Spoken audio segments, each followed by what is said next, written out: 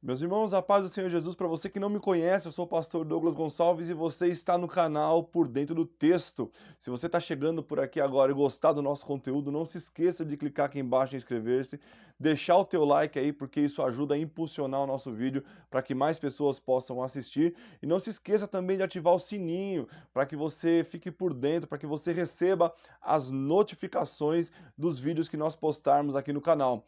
No review de hoje eu quero mostrar uma obra que alguns irmãos têm pedido. Tenho feito divulgação dessa obra lá no nosso site Livraria Cultura Bíblica, também no Instagram da livraria, no Facebook, e os irmãos têm me provocado, têm pedido para eu fazer review dessa obra, e eu tenho certeza que você vai amar essa obra, você que gosta da teologia do Antigo Testamento, da compreensão da revelação de Deus no Antigo Testamento, você vai amar o review, você vai amar essa obra, eu tenho certeza. Eu estou falando da obra Deus no Sinai. Aliança e Teofania na Bíblia e no Antigo Oriente Próximo. É um livraço de Sherry Publicações, você encontra lá no nosso site livrariaculturabiblica.com.br. Se quiser adquirir essa obra, você encontra lá com 30% de desconto. Se você quiser pegar o kit, que são 3 obras que tem relação com essa série, o kit está com 40% de desconto. O link para aquisição está aqui na descrição desse vídeo. Vamos para o review, que eu tenho certeza que você vai gostar.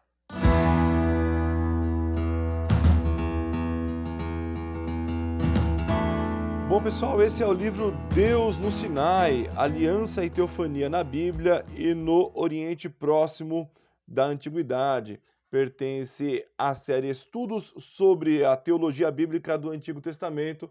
Esse é o terceiro volume da obra, que é o volume 3. O volume 1 fala sobre a teologia em Deuteronômio. O volume 2 vai falar sobre o Messias no Antigo Testamento. O volume 1 é o Graça ao Final, né? O estudo sobre a teologia de Deuteronômio. É uma obra que você vê numa arte aqui já que já traz uma ideia de manifestação de poder, né? De teofania aqui no Monte Sinai. A capa é uma capa simples, tá, gente? Não é aquela com orelha, né, não é aquela capa com orelha, acho que poderia ter feito isso, mas isso não influencia na qualidade da informação do livro. Isso tudo também acaba deixando o livro mais em conta e acaba atingindo um público maior, né. Muitos irmãos eu particularmente prefiro livros de capa dura, mas, ou pelo menos que fosse com orelha, mas isso acaba fazendo com que o livro acabe atingindo um público maior, por baratear, né, a produção se torna mais em conta. Vamos dar uma olhadinha no que essa obra tem por dentro aqui a nos mostrar. Mas é uma obra incrível, tá, gente? Aqui nós temos uma ficha catalográfica, a folha de rosto, eh, vamos lá, sumário, agradecimentos, abreviações, prefácio da série, prefácio do autor, teologia e teofania, a tradição do Sinai, contexto do estudo acadêmico. Então, muito interessante que ele vai contextualizar o momento em que o estudo acadêmico se encontra. Isso é muito importante para entender, né? O que nós estamos falando, como está o momento da pesquisa, né? Paralelos no Oriente Próximo da Antiguidade, a relação das teofanias egípcia, eteia, Mesopotâmia e cananeia com a tradição bíblica. Parte 1. Paralelos no Antigo Oriente Próximo da Antiguidade, né? Paralelos no Oriente Próximo da Antiguidade. A relação das teofanias egípcia, eteia, Mesopotâmia e cananeia com a tradição bíblica. Parte 2. As teofanias pré-Sinai. A teofania do Sinai, as teofanias pós-Sinai, as teofanias demonstrando as características da teofania do Sinai nos livros históricos e relatos proféticos. Memória, imaginação e escatologia. Teofanias como a do Sinai nos Salmos e nos Profetas. A teofania do Sinai, o Novo Testamento e além dele, a nova aliança é o cumprimento das implicações das teofanias do Sinai. Agradecimento, abreviações, prefácio à série, falando sobre o que essa série vai tratar, prefácio do autor. Eu já li de capa a capa, irmãos, Graça ao Final. E essa série, de fato, ela vem trazer uma discussão muito aprofundada, mas se você não está acostumado com teologia bíblica, você consegue compreender, embora a discussão seja profunda, você consegue ter uma noção do que é tratado, tá? Teologia e Teofania, capítulo 1, né? O Deus do Antigo Testamento é o Deus que revela a si mesmo. Ele também é um Deus que se oculta e revela a si mesmo para aqueles que estão sendo salvos. Ele se oculta daqueles que estão perecendo. Em todo caso, ele não era um Deus sobre quem Israel precisasse fazer suposições. O que Israel sabia de Deus soube por meio da própria revelação de si mesmo feita por ele. Uma palavra usada comumente para essa revelação de si mesmo é teofania. O termo grego é composto de teofaneia, consistindo no substantivo theos e do verbo phanein, aparecer, né? O original grego era usado para descrever a festa em Delfos, na qual as imagens dos deuses eram mostradas para pessoas. O hebraico não tem uma tradução equivalente precisa. A mais próxima é o verbo ver, nonifal, aparecer. Então, ele já começa te dando um conceito aqui do que é teofania, né? De como você pode compreender esse conceito e essas questões. Vamos dar uma olhadinha, porque ele vai começar fazendo essa relação. Porque o mundo ao qual Israel estava inserido, além daquela época, você tinha uma cultura que acabou influenciando também Israel na sua percepção de mundo, e Deus vai se revelar de uma maneira que eles pudessem compreender. Então existem ligações no Antigo Testamento que vão falar da revelação de Deus de uma maneira compreensível a eles. Então tem ligações também com a compreensão do Antigo Oriente Próximo, tá? Então olha só, a humanidade tem o bendito afã de ordem e é abençoada. O afã existe porque Deus é um Deus de ordem do cosmo. Ele fez os seres humanos para que fossem compatíveis com o cosmo que ele criou. Em razão disso, a humanidade anseia por esse Deus que fez todas as coisas. Então Agostinho pôde dizer: nos feciste ad te et inquietum est cordo nostrum donec requiescant in te. Essa inquietude divinamente posta era bem conhecida do povo do Oriente Próximo da Antiguidade. Por essa razão, a vasta literatura do Oriente Próximo da Antiguidade demonstra um ponto de vista religioso, assume a existência dos deuses e deusas que têm de ser adorados e servidos, ou dos espíritos que têm de ser invocados, exorcizados, ou de quem temos de ser protegidos. Então é muito interessante porque você vai compreender, além da revelação bíblica, isso que nós estudamos, você vai entender o contexto do Antigo Oriente, até para compreender melhor a revelação bíblica dada por Deus. Aquelas religiões pagãs caracterizadas pelo politeísmo ou enoteísmo, na melhor das hipóteses, e pela idolatria, representa uma degradada verdade.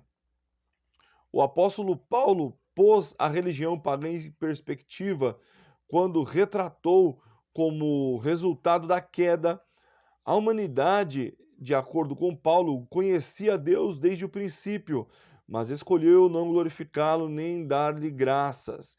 Em consequência disso, o coração insensato deles obscureceu-se e tornaram-se loucos e trocaram a glória do Deus imortal por imagens feitas segundo as semelhanças do homem mortal, bem como de pássaros, quadrúpedes e répteis, né? Romanos capítulo 1, versículo 21 ao 23.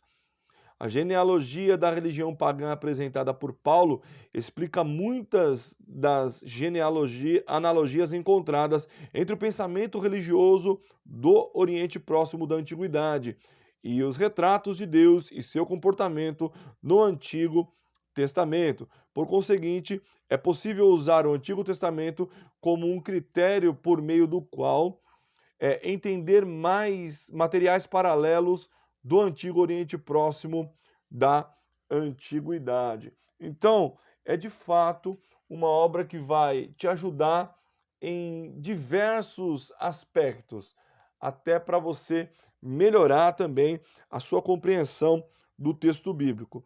Os principais temas do Antigo Testamento como pano de fundo para a teofania, né? Então ele vai abordar essa questão também.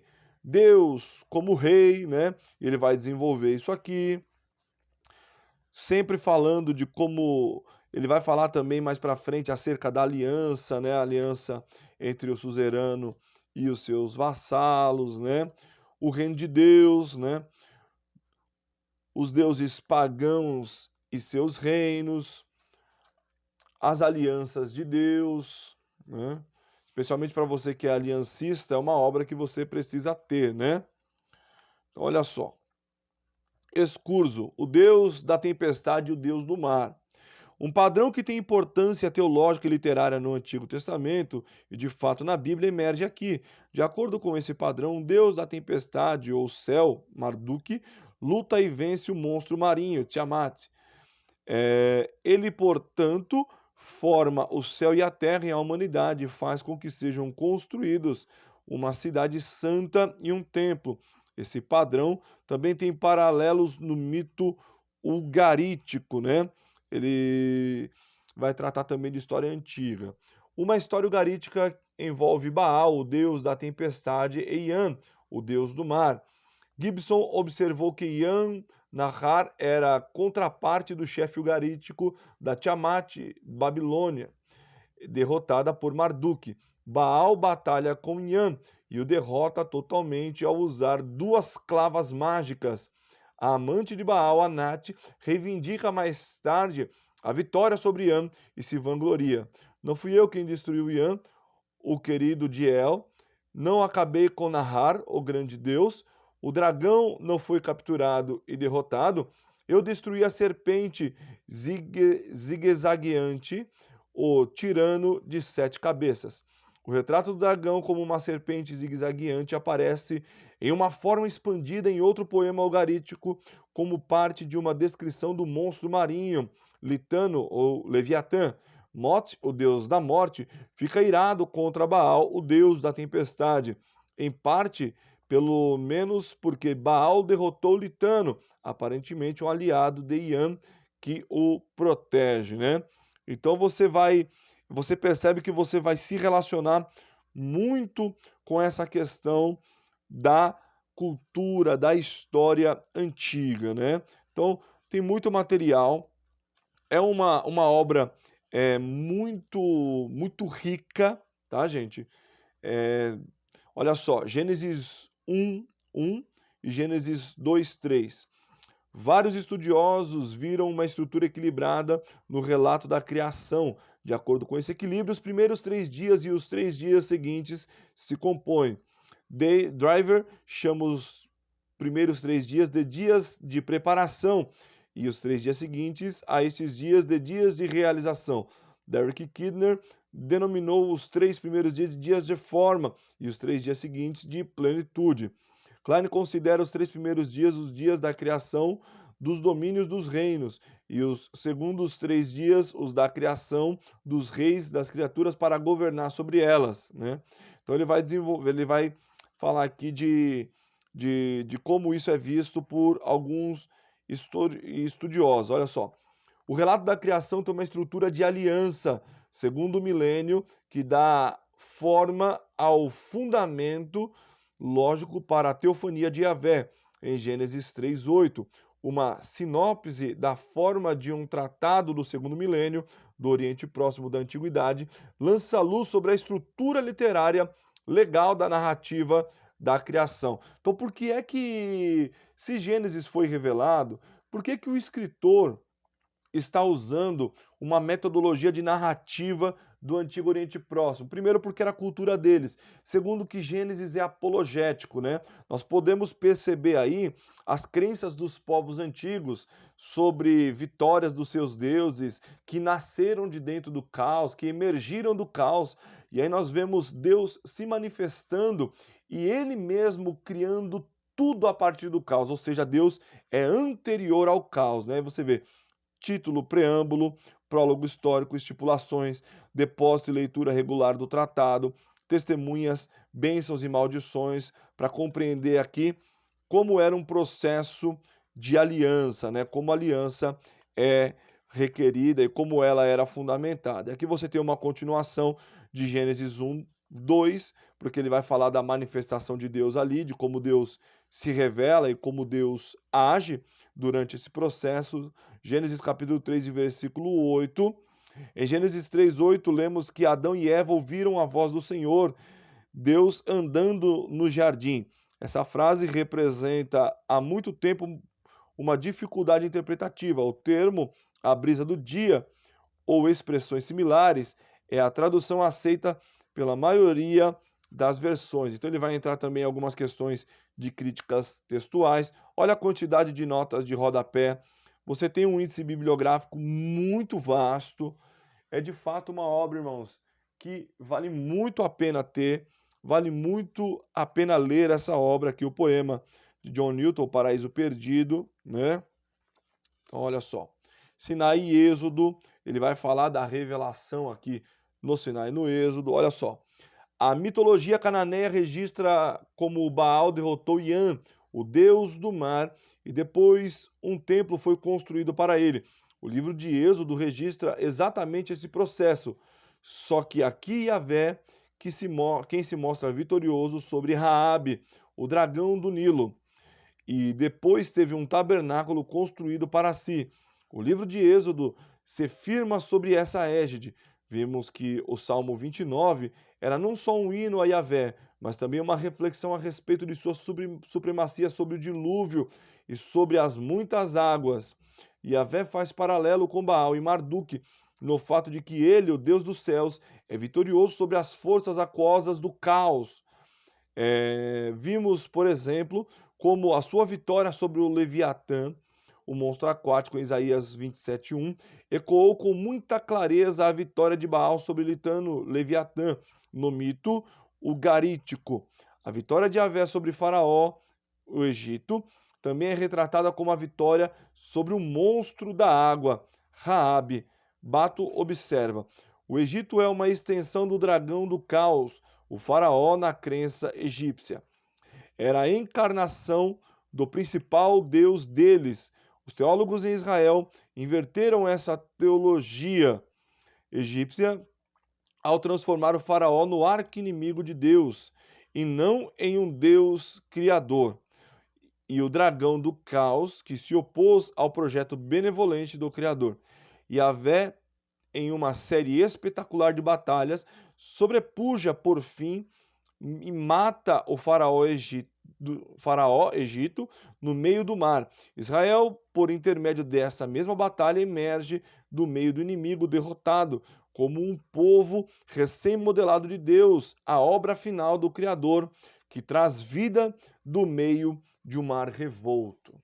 Então você percebe que é de fato uma discussão muito interessante. Yahvé no Sinai, a sarça ardente, né? Ele vai falar assim, porque é uma manifestação de teofania, quando nós observamos Deus aparecendo a Moisés, né? O elemento formal, ele vai mostrar como isso foi estruturado. Se você já tem um domínio de hebraico, isso é muito importante, porque tem muita informação aqui também.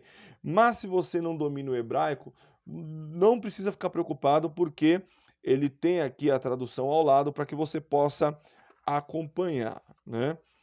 Uma coluna de nuvem, uma coluna de fogo, falando dessa manifestação da teofania no deserto. Então, para pregar no Antigo Testamento, gente, é uma obra que vai te dar muito amparo, né? Aqui ele vai falar memória, imaginação e escatologia, teofanias como a do Sinai nos Salmos e nos profetas, vai mostrar os salmos e os elementos proféticos, né? As profecias, os ditos proféticos, como essa teofania que estava presente no Sinai também continua durante todo o contexto. Olha só, reminiscências evocacionais da Magnalia Dei, os Salmos, aí ele vai falar do Salmo 68. Então irmãos, uma obra que é muito importante você ter na sua biblioteca. Importante ler de capa a capa, mas você vai voltar muito para consultar ela quando estiver preparando um sermão em textos como esse, até para trabalhos acadêmicos, né?